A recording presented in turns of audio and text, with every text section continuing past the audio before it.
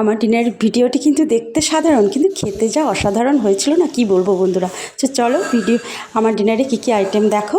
মোটা মোটা করে আলু কেটে নিয়েছিলাম, তাতে পেঁয়াজ কুচি, লঙ্কা কুচি আর ফোড়ঙে দিয়েছিলাম 5 ফোড়ন আর শুকনো লঙ্কা।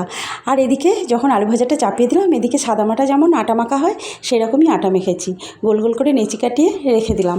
তারপরে আলু ভাজাটা নামিয়ে নিলাম, রুটিটাও করে নিলাম, ফুলকো ফুলকো রুটি হয়ে গেল।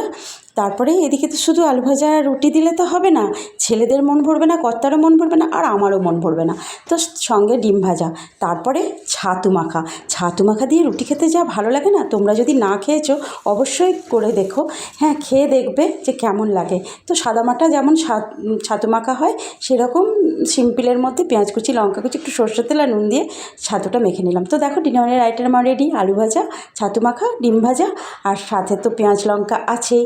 তো বন্ধুরা, আমার ভিডিওটি কেমন লেগেছে অবশ্যই কমেন্টস করে জানিও। টাটা।